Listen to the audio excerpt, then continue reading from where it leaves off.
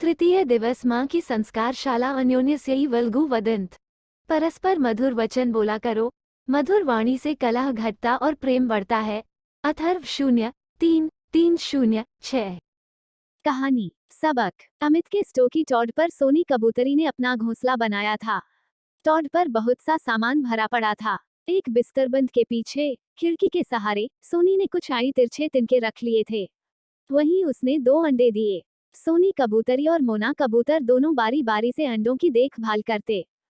थोड़े दिन में ही अंडों से प्यारे प्यारे 2 बच्चे निकले। सोनी और मोना बच्चों को देखकर प्रसन्न होते। धीरे धीरे वे बच्चे बड़े होने लगे।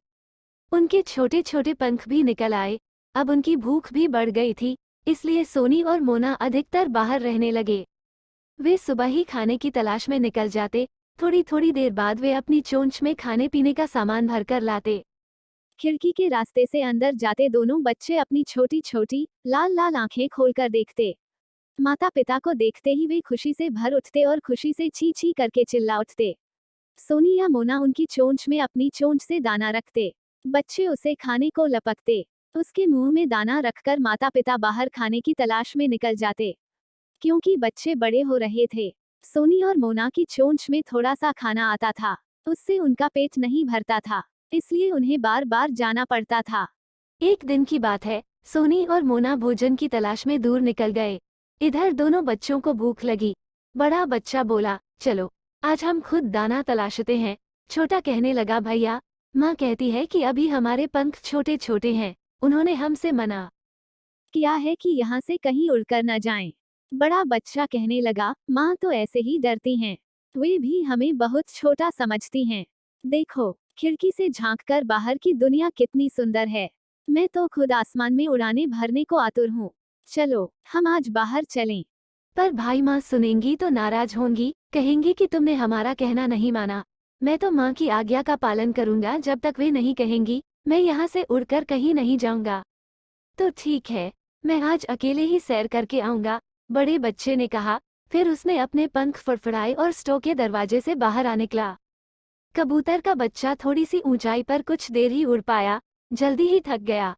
उधर कमरे में अमित और उसके दोस्त भी आ गए।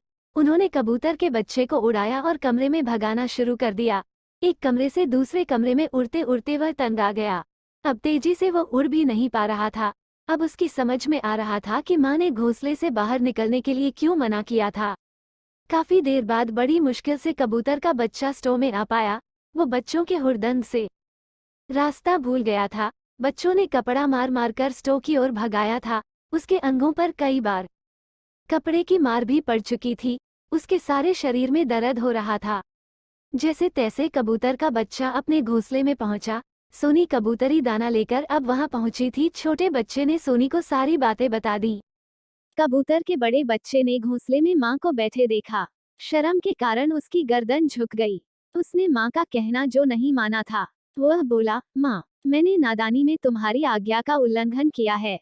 आज ठोकर खाकर मेरी समझ में अच्छी तरह आ गया है कि तुम हमारे भले के लिए ही हमें टोकती हो, बहुत से काम करने को मना करती हो। आज मैं बड़ी मुश्किल से अपनी जान बचाकर आया।